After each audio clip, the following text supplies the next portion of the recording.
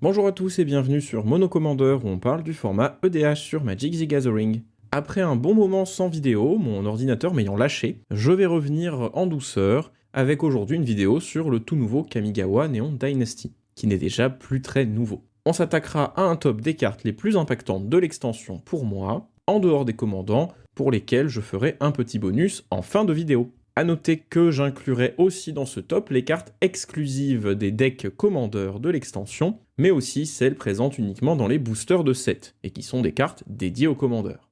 On attaque tout de suite avec en numéro 10 une petite Unco vraiment surprenante, Circuit Mender, qui pour 3 nous fera gagner 2 points de vie en entrée en jeu, et plus important, quand elle quitte le champ de bataille, de n'importe quelle manière, on pourra piocher une carte. Elle nous fait de loin penser à Filigree Familiar de Kaladesh, mais est en réalité bien supérieur. Là où le familier ne faisait piocher qu'en mourant, le Circuit Mender profitera à fond des effets de Blink, permettant, avec des cartes comme Conjurer's Closet ou dans des decks comme Brago, de garder un total de points de vie élevé et de piocher une carte bonus tous les tours. Le fait qu'il soit artefact et colorless le permettra d'entrer facilement dans tout deck avec ce type de stratégie. En numéro 9, Fable of the Mirror Breaker est une saga pour 3, qui posera une première 2-2 qui donnera un trésor quand elle attaque, puis nous permettra d'échanger jusqu'à 2 cartes de notre main, et enfin nous donnera une version un peu moins puissante de Kiki-Jiki Mirror Breaker. Cette carte garde un potentiel de value énorme. Il existe toujours des combos réalisables, mais avec souvent une carte en plus. Son avantage est que la carte coûte seulement 3 et générera 2 créatures plus ou moins piochées 2 cartes, et beaucoup de value une fois transformées, en copiant par exemple des cartes comme Circuit Mender. En 8ème, Shigeki Jukai Visionary est une créature légendaire, mais pour moi n'est pas très intéressante en tant que commandant directement. Par contre, c'est une excellente carte dans les jeux verts, permettant de ramp au début de la partie, puis de récupérer des tonnes de cartes, certes pour beaucoup de mana, mais avec l'avantage énorme qu'il peut lui-même se faire récupérer par d'autres effets, car il ne s'exile pas comme la plupart des autres cartes permettant d'en récupérer beaucoup depuis notre cimetière. En plus de cela, c'est une capacité activée en éphémère, et vos adversaires auront bien du mal à l'empêcher. En 7ème place, The Reality Chip est aussi une créature légendaire, mais c'est aussi une créature équipement, avec la nouvelle capacité Reconfiguration, qui nous permettra de profiter d'un effet de Future Sight, mais payable en 2 fois.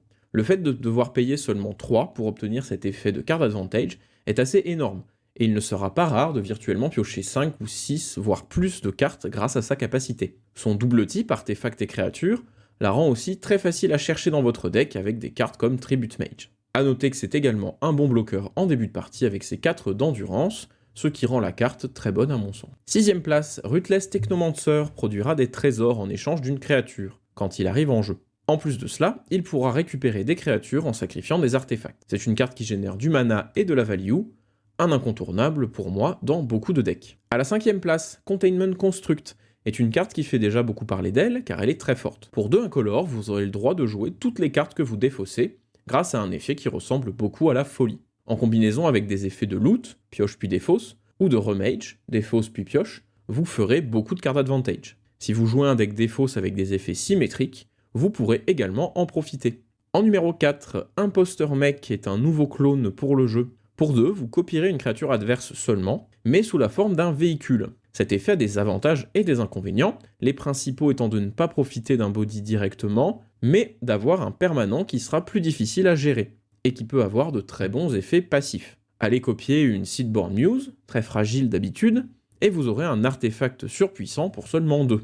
Son type d'artefact et son faible coût le rendent très facilement tutorable et récursif, profitez-en. Sur le podium, en 3ème place, Farewell, une nouvelle race exceptionnelle du format, permettant de choisir un ou plus entre exiler les créatures, les enchantements, les artefacts et les cimetières. Le fait qu'elle soit modulable à votre convenance rend vraiment cette carte excellente. On l'imagine dans un deck enchantement par exemple, où vous pourrez exiler tout le reste et vous en sortir devant de très loin. La polyvalence, l'effet d'exil très important, et la gestion de cimetière associée rendent cette carte vraiment très très bonne. En 2ème place, Cyberdrive Awakener est une carte dont je n'ai pas entendu parler ailleurs, et qui pourtant me semble terrifiante.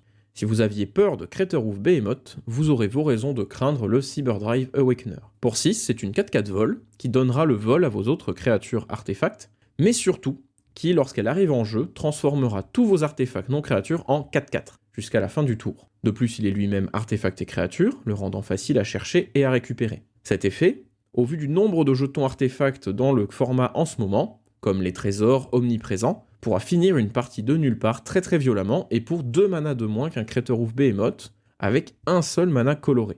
Il est encore plus facile à sortir de notre chapeau directement avec des effets comme Weir of Invention. Si vous cherchiez un finisher à vos decks, foncez, c'est une carte vraiment exceptionnelle. Et enfin, en numéro 1, les terrains rares avec le transfert, qui pourront se défausser pour un effet.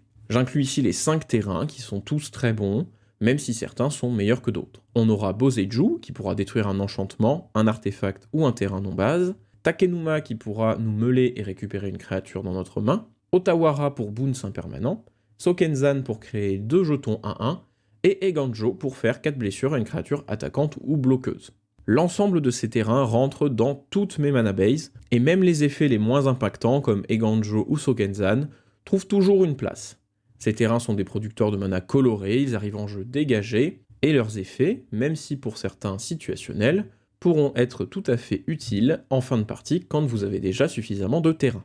Ce sont pour moi des espèces de super MDFC qui ne présentent quasiment aucun inconvénient en commandeur. Petit bonus maintenant du côté des commandants qui m'intéressent le plus. En troisième, Goshintai of Life Origin est un commandant très puissant qui fait beaucoup parler de lui. J'ai toujours adoré les shrines et même si ce commandant les rend un peu trop évidents pour construire le deck, il possède de nombreuses autres options, notamment avec sa capacité activée de récursion d'enchantement.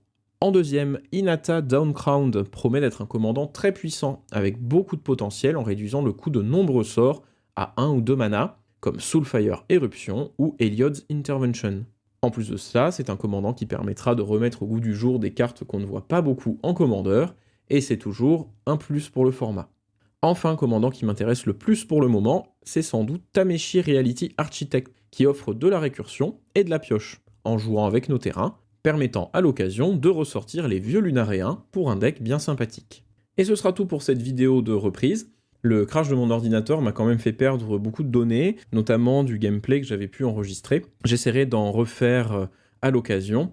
Je me suis aussi essayé à quelques lives sur Twitch, je vous remettrai le lien en description. Je n'y suis pas très souvent, mais des sessions de gameplay que l'on fait sur le Discord seront peut-être diffusées en stream pour ceux que ça intéresse. En attendant, si vous avez apprécié la vidéo, n'hésitez pas, comme d'habitude, à la liker, la partager. Vous pouvez me laisser un petit commentaire pour me dire ce que vous pensez de ces cartes. Abonnez-vous à la chaîne si ce n'est pas déjà fait. On se retrouve bientôt, je l'espère, pour une prochaine vidéo. C'était Monocommandeur, bye.